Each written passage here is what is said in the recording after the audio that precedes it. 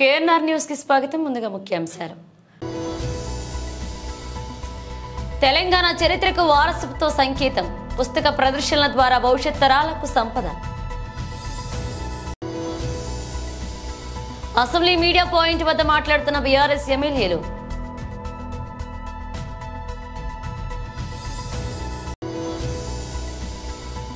అసెంబ్లీలో మాట్లాడుతున్న మాజీ మంత్రి ఎమ్మెల్యే హరీష్ రావు.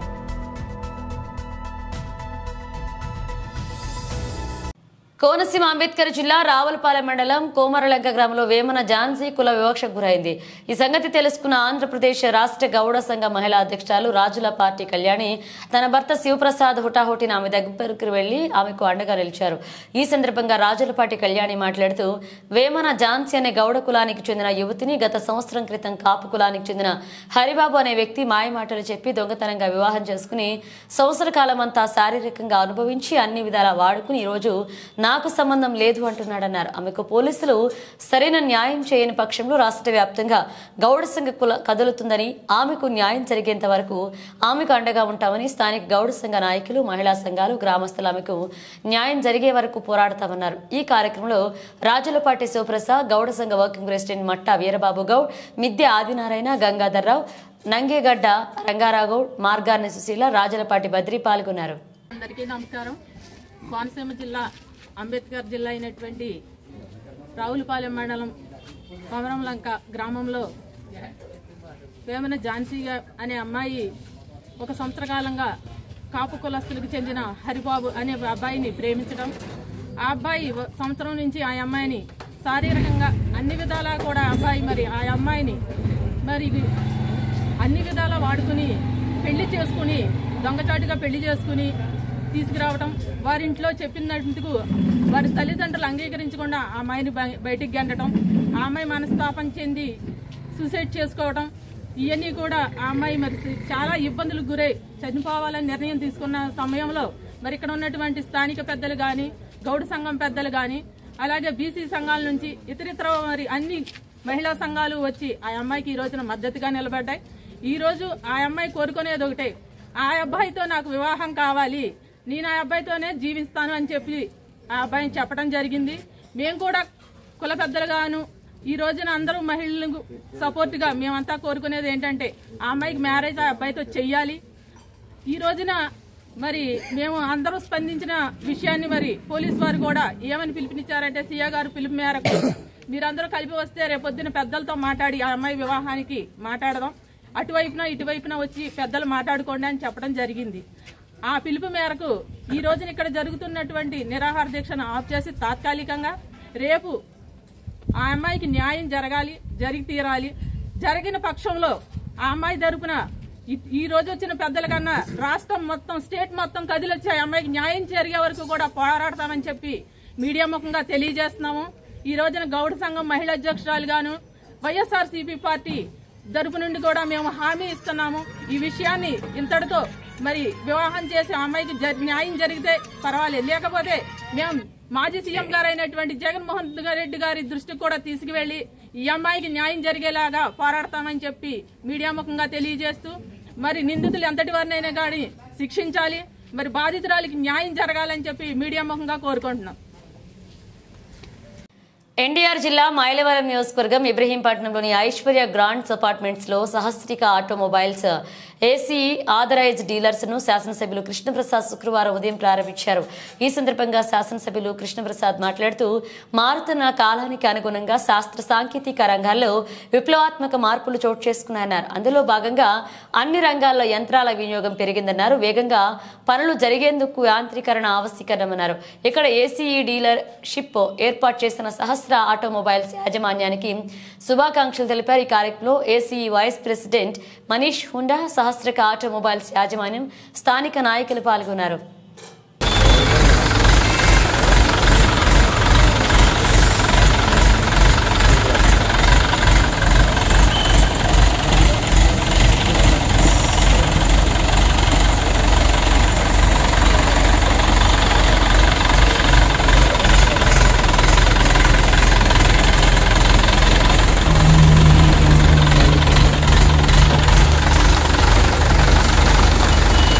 రోడ్లు, ఇన్ఫ్రాస్ట్రక్చర్ అత్యంత కీలకం.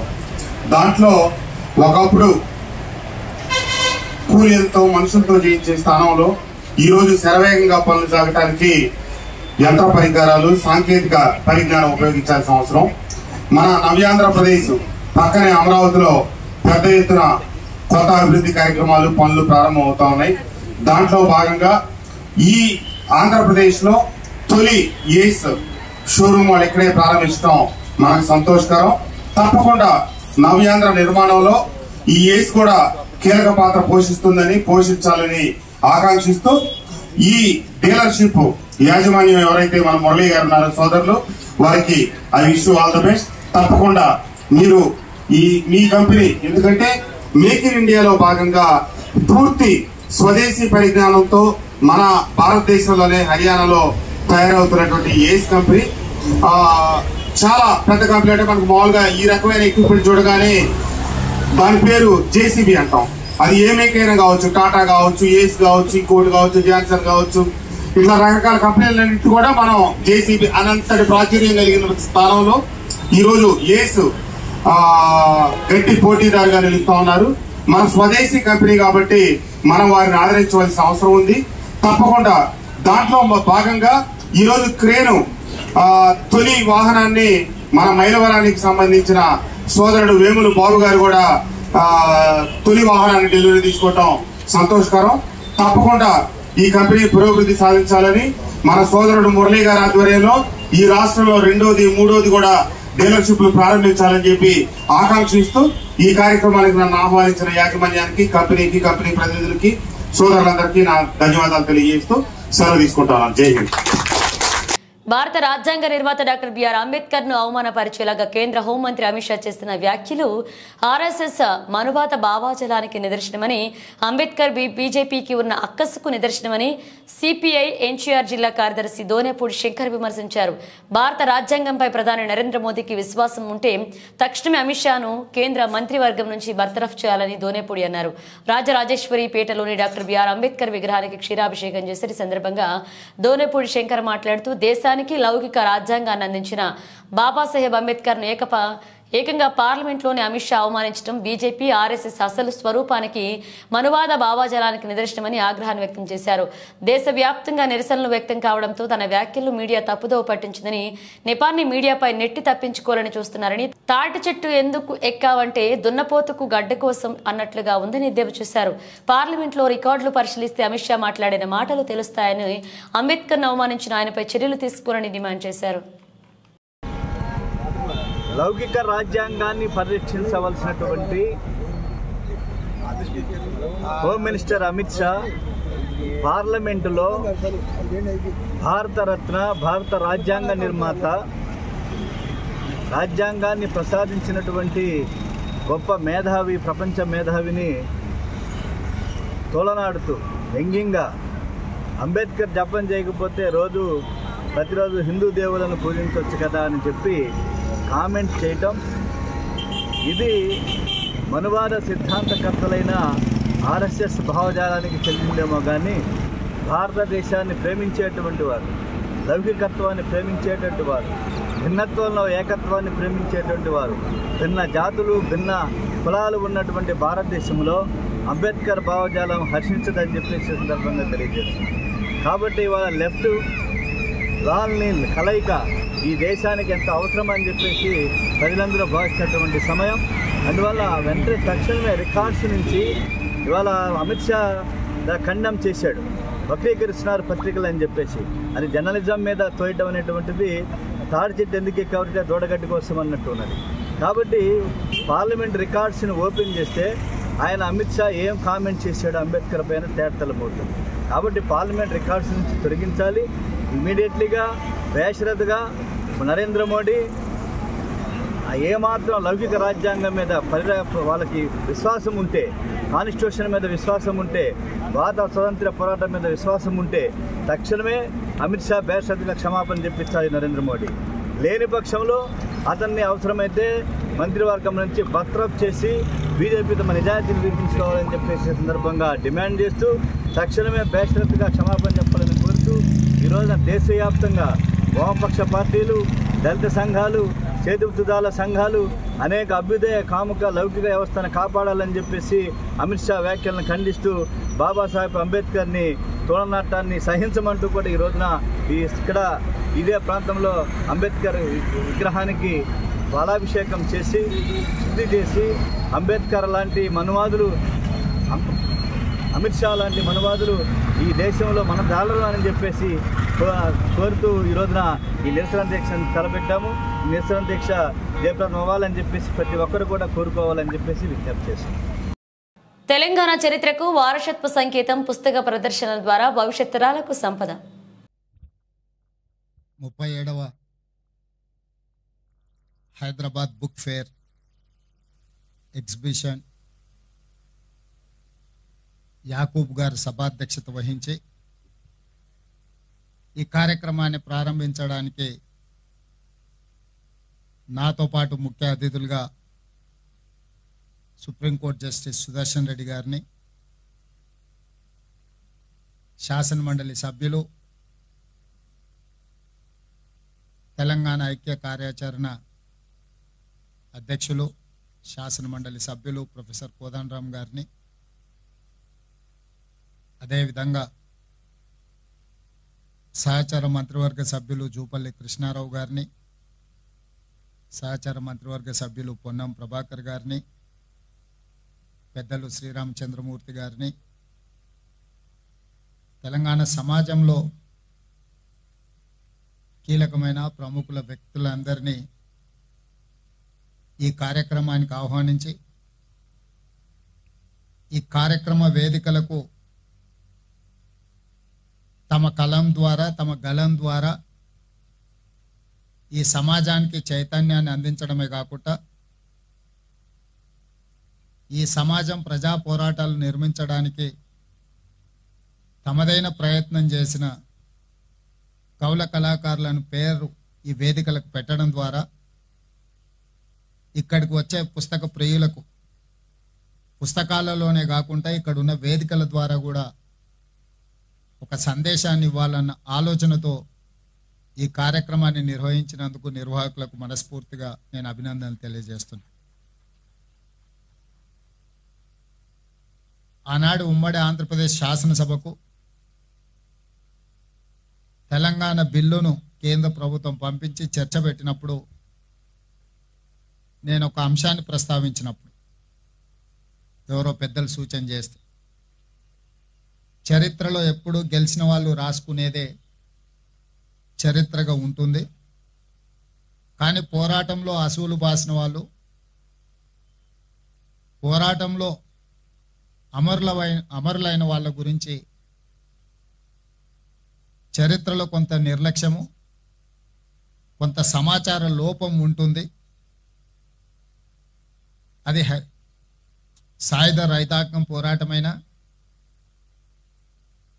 తొలి తెలంగాణ ఉద్యమమైన, మలి తెలంగాణ ఉద్యమమైన, ఉద్యమంలో సమిధలైన అమరులైన వాళ్ళ చరిత్ర కంటే రాజకీయ ప్రయోజనం పొందిన వాళ్ళ గురించే ఎక్కువ చర్చ జరుగుతున్నది.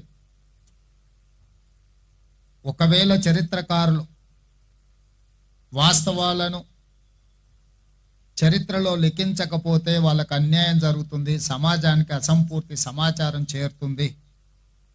కాబట్టే తెలంగాణ కవులు కళాకారులు తమ కళలకు పదును పెట్టాలి. తమ అసెంబ్లీ మీడియా పాయింట్ వద్ద బీఆర్ఎస్ ఎమ్మెల్యేలు మాట్లాడారు.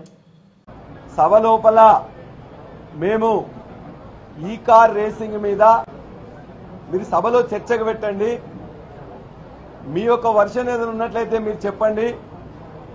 మా యొక్క వర్కింగ్ ప్రెసిడెంట్ కేటీఆర్ గారు సీనియర్ శాసనసభ్యులుగా ఉన్నారు, మాజీ మంత్రిగా ఉన్నారు.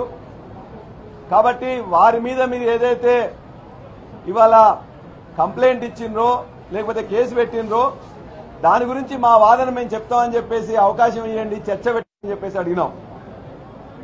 వాళ్ళు ఏమన్నారు, గవర్నర్ చేత ఆమోదం చెందింది కాబట్టి మేము చర్చకు అవసరం లేదనే విధంగా వాళ్ళు మాట్లాడుతూ ఉన్నారు. గవర్నర్ ఆమోదం ఉన్నా లేకున్నా ఇవాళ కాళేశ్వరం మీద కమిషన్ వేస్తే కాళేశ్వరం మీద చర్చకు పెట్టారు. పవర్ దాని మీద చర్చకు కమిషన్ వేసినా కూడా చర్చకు పెట్టారు. అంటే ఇక్కడ చర్చ పెట్టడానికి ఏ అంశాన్నైనా చర్చకు పెట్టొచ్చు. ఇవాళ మీరు అభూత కల్పనలతో అవాస్తవాలతో ఆధారం లేకుండా ఇలా ముఖ్యమంత్రి రేవంత్ రెడ్డి గారి డైరెక్షన్ లోనే ఏసీబీ పనిచేస్తున్నది, డీజీపీ పనిచేస్తున్నారు. ఎంటైర్ పోలీస్ వ్యవస్థను తన గుప్పిట్లో పెట్టుకుని బెదిరించే విధంగా ఇక్కడ తన యొక్క అంచర్లతో అసెంబ్లీ లోపల బూతులు తిట్టిస్తా ఉన్నాడు, చెప్పులు చూపిస్తా ఉన్నారు, వాటర్ బాటిల్స్ వేస్తా ఉన్నారు. అదేవిధంగా వాళ్ళ చేతిలో ఉంది కదా అని చెప్పి వాళ్ళకి ఇష్టం వచ్చినట్టు వాళ్ళు ప్రవర్తిస్తా ఉన్నారు. ఈ విధంగా శాసనసభని బుల్డోజ్ చేసి ఇతర సభ్యులను బెదిరించిన సంఘటనలు ఎక్కడా లేవు. అక్కడ రాహుల్ గాంధీ బీజేపీ సభ్యుల్ని బెదిరిస్తూ కొడతా ఉంటాడు. ఇక్కడ రేవంత్ రెడ్డి తన యొక్క అంచనాలో మా మీద బూతు పురాణం అదే విధంగా చెప్పులతో దాడి చేసే ప్రయత్నం చేసిండ్రు. మీరు ఇలా విజయం చూపిస్తున్నారు, దమ్ముంటే విజయాలు చూపించండి. నిజంగానే మీకు చిత్తశుద్ధి ఉంటే దమ్ముంటే మా కేటీఆర్ గారు ఏదో తప్పు చేసినని మీరు భావిస్తే చర్చ పెట్టండి. చర్చలో మీ వాదన ఉంటే వినిపించండి, మా వాదన ఏందో మేము చెప్తాం. కేటీఆర్ గారు నిన్ననే కూలంకషంగా 45 నిమిషాల సేపు ఈ కార్ రేసింగ్ ఏ విధంగా రావాల్సిన అవసరం ఉన్నది, ఎలక్ట్రిక్ వెహికల్స్ ని ఇవాళ ప్రపంచం మొత్తం కూడా ఏ విధంగా ప్రోత్సహిస్తున్నారు. నేను అఫీషియల్ గానే మంత్రి హోదాలో హెచ్ఎండిఏకు వైస్ ప్రెసిడెంట్ గా ఉండి అధికారులందరితో చర్చించిన తర్వాతనే మొదటి దఫా చెల్లించినాం. కావాల్సిన లాభం 700 కోట్ల రూపాయలు తెలంగాణకు జరిగింది. ఆ తర్వాత రెండో దాన్ని ఖచ్చితంగా ఆనాడు వాళ్ళకి లాస్ రావడం వల్ల 55 కోట్లు మేము ఖచ్చితంగా హెచ్ఎండిఏ ద్వారా ఇచ్చి హైదరాబాద్ నగర ప్రతిష్ట పెంచాలని, తెలంగాణ రాష్ట్ర ప్రతిష్ట పెంచాలని, అదేవిధంగా ఇక్కడున్న మొత్తం ఎలక్ట్రికల్ వాహనాలకు ఒక ఊపు తీసుకురావాలని చెప్పి ప్రయత్నం చేసింది తప్ప. అసెంబ్లీలో మాజీ మంత్రి ఎమ్మెల్యే హరీష్ రావు మాట్లాడారు. మేము ఎలాంటి తప్పు చేయలేదు, చట్ట ప్రకారంగా పద్ధతి ప్రకారంగానే ఈ రాష్ట్ర ప్రతిష్ట పెంచడానికి, ఈ రాష్ట్ర ఆదాయం పెంచడానికి కేటీఆర్ గారు అన్ని ఆలోచించి నిర్ణయం తీసుకున్నామని మేము చెప్తున్నాం. సభలో ఒక మంచి చర్చ చేద్దాం. నేనేమంటున్నా అంటే ఒకవేళ మేము తప్పు చేసినామంటున్నారు కదా, ఏం తప్పు చేసినామో ఈ సభలో చర్చ చేయడం ద్వారా ఈ రాష్ట్ర ప్రజలకు చెప్పండి.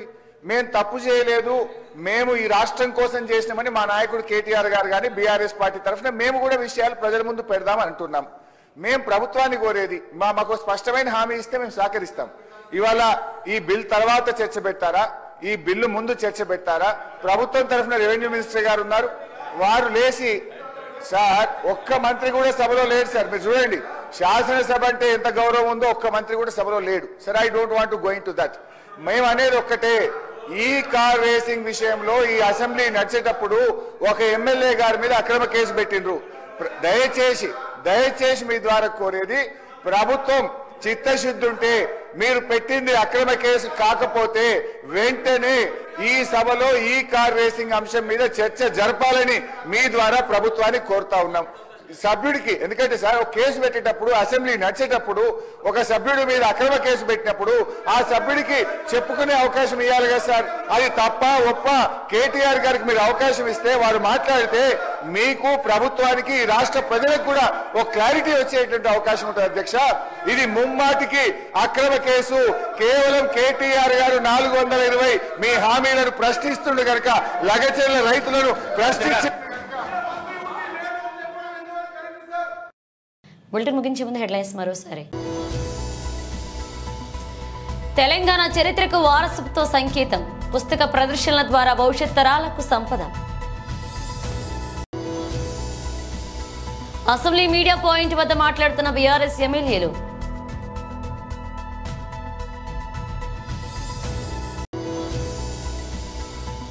అసెంబ్లీలో మాట్లాడుతున్న మాజీ మంత్రి ఎమ్మెల్యే హరీష్ రావు.